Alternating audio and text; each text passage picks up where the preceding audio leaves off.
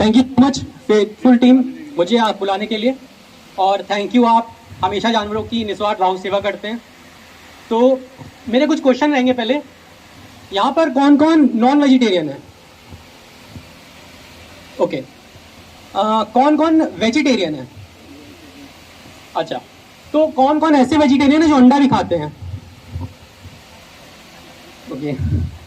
और ऐसे कौन से वेजिटेरियन है जो साथ में दूध ही पीते हैं? आई थिंक सभी होंगे, राइट? तो इसी के बारे में थोड़ा आज बात करेंगे। अच्छा, अगर सपोज करिए कि मैं यहाँ पर किसी डॉग को लाऊं, ठीक है, उसको रख दूं बांध कर और उसको डंडे से पिटाई करूं, तो आप लोग क्या करेंगे? ऑब्वियसली रोकेंगे मुझे, ठीक है? तो अगर मैं कोई यहाँ पर मुर्गा ले आऊं या बकरा ले आऊं, उसको बांध दूं और उसको डंडे से मारूं, क्या करोगे आप लोग? वेजिटेरियन प्लीज, और नॉन वेजिटेरियन आप भी रोकेंगे ऑब्वियसली, ठीक है?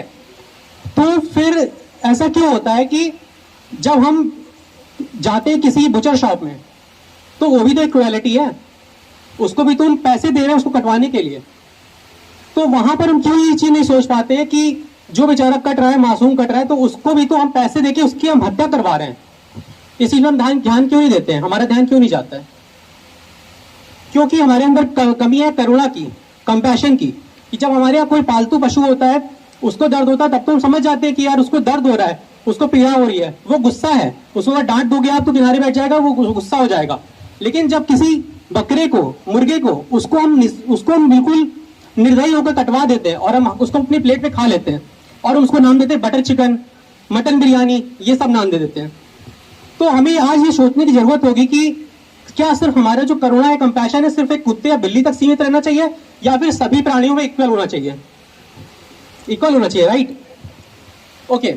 तो दूसरा क्वेश्चन मेरा ये रहेगा, जो लोग दूध पीते हैं और दही पनीर ये सब भी खाते हैं, तो आप लोगों ने देखा है कि गाय सड़कों में घूमती है? हमारे अंकित भैया जो बहुत काफी ये ट्रीटमेंट करते हैं गाय का, हमेशा करते हैं।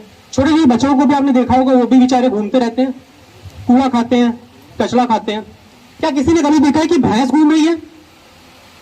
तो वो भैंस जाती का, मेरा क्वेश्चन है आपसे। हाँ, वो जाती है स्लॉटर हाउस, मतलब जिस गाय का आप दूध पी रहे हैं, वो कल जाके कटनी है, वो जाती है स्लॉटर हाउस। और आपको शायद ये पता होगा, नहीं पता होगा, आपको जानकर अचंभा होगा कि हमारा यूपी नंबर 1 पे आता है बीफ एक्सपोर्ट करने के लिए पूरे भारत में। मतलब भारत से यूपी में सबसे ज्यादा बीफ उत्पाद करा जाता है, और भारत हमारा विश्व का दूसरे नंबर का बीफ एक्सपोर्ट करने वाली कंट्री है, क्योंकि बीफ हमारे यहाँ कम खाया जाता है, तो बाकी एक्सपोर्ट कर देते हैं हम, और चमड़ा बनता है, लेदर बनता है। तो कुछ अभी ऐसे मैं आपको बात बताऊंगा, शायद आप थोड़ा विचलित हो सकते हैं। तो जो दूध निकालने वाली प्रक्रिया होती है, दूध कैसे निकाला जाता है आपको सबको पता है ना, कि दूध एक माँ तभी देती है जब वो गर्भवती होती है, राइट?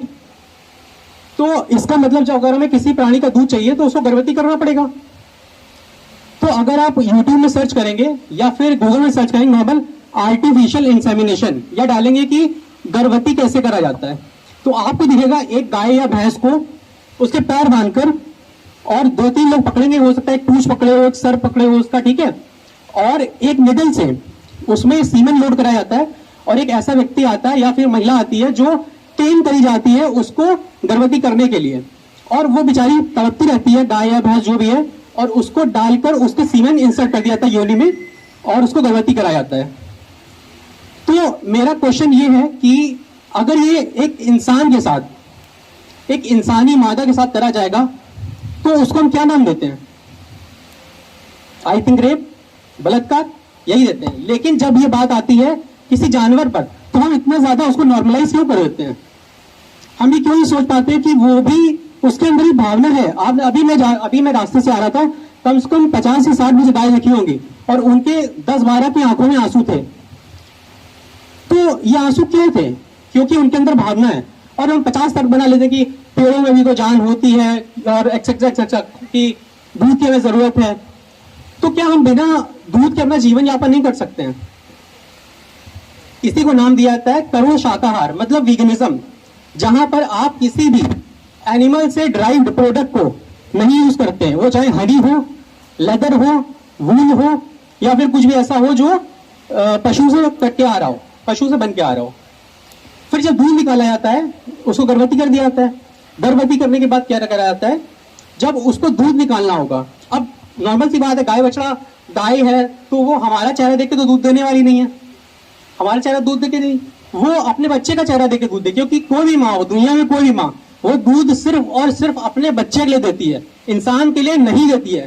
तो हमें इस बात को समझना होगा, उसका दूध उसके बच्चे का होता है। Cow's milk for cow babies, not for ours. तो जब उसका हम दूध लेते हैं तो वो दूध लेना नहीं है, वो दूध चोरी कर रहा होगा, तो उसका दूध हम चोरी कर लेते हैं और हम अपने बड़े स्वाद से चाय में डाल के पीते हैं, पनीर खाते हैं, पिज्जा हम सेलिब्रेशन करते हैं तो पिज्जा खा रहे होते हैं, लेकिन हमें उस गाय का या भैंस का चेहरा नहीं याद आ रहा होता है, हमें उसके पीछे का प्रोसेस नहीं याद आ रहा होता है जिसमें किस तरह से दूध निकाला गया है, और बस अपना स्वाद का मजा लेते हैं। दूध के बाद इसके बाद होता क्या, उन बछड़ों का क्या होता है, ये बछड़े रोड में क्यों टहल रहे हैं, क्योंकि बछड़े डेयरी इंडस्ट्री के लिए एक यूजलेस एसेट है। बछड़े किसी काम के नहीं डेयरी इंडस्ट्री के लिए, तो बछड़ों को रोड में छोड़ देते हैं, घर से लात मार के बाहर निकाल देते हैं, और इसके बाद जब गाय बूढ़ी हो जाती तो उसको भी निकाल दिया जाता है, क्योंकि अगर डेयरी वाला उसको पालेगा तो उसको भी एक्स्ट्रा पैसे लगाने पड़ेंगे, तो वो प्रॉफिट भी क्या कमाएगा। और भैंस का बेचारा क्या, वो तो गाजर मूली की तरह कट जानी ही जानी है, क्योंकि वो लीगलाइज है, इसलिए उनको काट दिया जाता है गाजर मूली की तरह, स्लॉटर हाउस भेज दिया जाता है, वहां से फिर उनका चमड़ा निकाला जाता है और इसके बाद बीफ को एक्सपोर्ट कर दिया जाता है।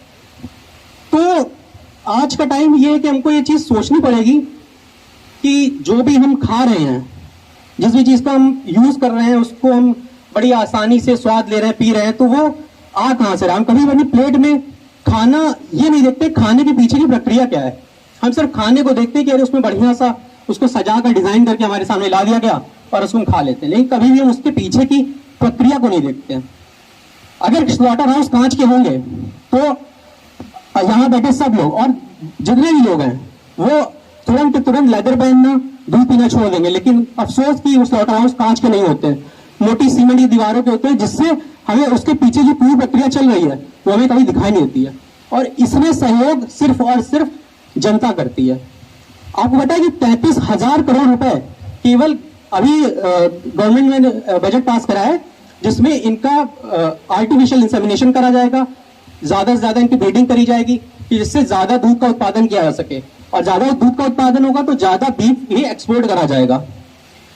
अभी 2023 की रिपोर्ट है जिसमें ये देखा था कि इंडिया ने 10 मीट्रिक टन मांस का उत्पादन करा, बीफ को हटा के, बीफ को 4.5 मिलियन मीट्रिक टन करा गया है, और बीफ यहाँ पर बफेलो मीट की बात हो रही है, क्योंकि गाय को पेपर में दिखा नहीं सकते हैं, गाय भी कटती है, लेकिन कितने सारे ट्रक पकड़े जाते हैं, इलीगल जो ट्रक होते हैं वो पकड़े जाते हैं, जो गौ रक्षक दल है वो ट्रक पकड़ते हैं, लेकिन जो नहीं ट्रक पकड़े जाते हैं वो कहाँ जाते हैं। कभी आपने गाय को रोड में मरी गाय नहीं देखी होगी, क्योंकि अगर मर जाती तो ऑब्वियसली हो जाएगी।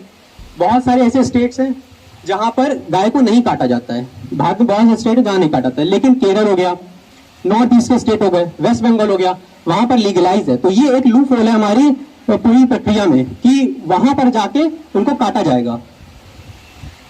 तो चाहे गाय हो चाहे भैंस हो, अगर हम उसका दूध ले रहे हैं तो पहली बात तो हम चोरी कर रहे हैं, उसके बच्चे का हम दूध चोरी कर रहे हैं, जो कि सिर्फ उसके बच्चे के लिए था। आपने अगर डॉग का बच्चा होगा और वो उसके जो बच्चे हैं वो दूध पी रहे होंगे और मैं जाकर उसको हटा दूं तो सब लोग विचलित हो जाएंगे, यार बच्चे छोटे दूध पी रहे हैं उसको क्यों हटा रहे हो। लेकिन आप डेयरी वाले देखो, वो सिर्फ उसी टाइम बच्चे को लाएंगे उसके थन के पास जब उसको दूध निकालना होगा, थोड़ी देर उसको दूध करवाया और उसको हटा लिया और आराम से दूध निकाल लिया, बच्चे को बांध दिया। वो बच्चा कितना झटपटाता होगा, माँ कितना झटपटाती होगी, ये चीज हम कभी पता नहीं सोचते क्यों नहीं है, क्योंकि हमारी संस्कृति में ये चीज नॉर्मलाइज कर दी गई है, बिल्कुल उसका सामान्य कर दिया गया, सामान कर दिया गया कि आम बात है ये, लेकिन ये आम बात नहीं है। बस मैं इतना ही कहना चाहूंगा कि करो शाकाहार को अपनाने की कोशिश करें, वीगन बने, और आपके पास सबके पास फोन होगा, सब यूट्यूब इंस्टाग्राम चलाते होंगे, तो उसमें एक डॉक्यूमेंट्री है माँ का दूध। तो मेरी आपसे हाथ जोड़कर विनती है कि आप उस डॉक्यूमेंट्री को माँ का दूध जरूर से जरूर देखें। उसमें भारत में जो डेयरी इंडस्ट्री है उसमें पूरी क्रूर प्रक्रिया का पूरा उसमें दिखाया गया है, उसको दर्शाया गया है, और आपके जितने भी क्वेश्चन होंगे वो सारे उसमें क्लियर हो जाएंगे। मैं भी वीडियो सुनाता हूँ यूट्यूब में, मैं शिक्षक हूँ पेशे से, लेकिन जब मैंने देखा कि ये सब चीजें सही नहीं हो रही है, मुझे लगा मेरा कर्तव्य है और इस चीज़ को सामने लाना होगा, तो मैंने वीडियोस बनाना स्टार्ट करा। तो वीगन अंकित मेरा नाम है, आप चाहें तो इंस्टाग्राम और यूट्यूब में मुझे भी फॉलो कर सकते हैं। और कोशिश करें कि वीगनिज्म को अपनाएं, समझने की इसको कोशिश करें। कोई रातों रात नहीं वीगन बन पाता है, रातों रात नहीं छोड़ पाता है, क्योंकि हमारे जो आदत होती है, हमारी प्रकृति होती है कि हम अपने लालच के, अपने स्वार्थ के गुलाम होते हैं। तो उससे आगे निकल जाना ही यही इंसानियत है, अपनी प्रकृति को छोड़कर उससे आगे निकलना, यही हमें इंसान बनाता है, यही हमें जानवर से अलग करता है। क्योंकि जानवर है वो तो अपना खाना खा रहा है, उसका खाना छीनोगे भले आप मालिक हो, वो आपको घुराएगा।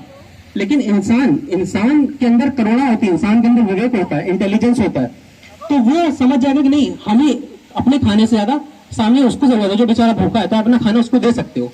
तो हमें यहाँ इंसान और जानवर से डिफरेंस यही बनाता है कि हमारे पास विवेक है, करुणा है, तो उसका इस्तेमाल करके एक सही खाना क्यों ना चुने, एक सही जीवन प्रक्रिया पे क्यों ना अपनाएं, जहां पर किसी का भी नुकसान ना हो, ना हमारा ना किसी पशु का। धन्यवाद।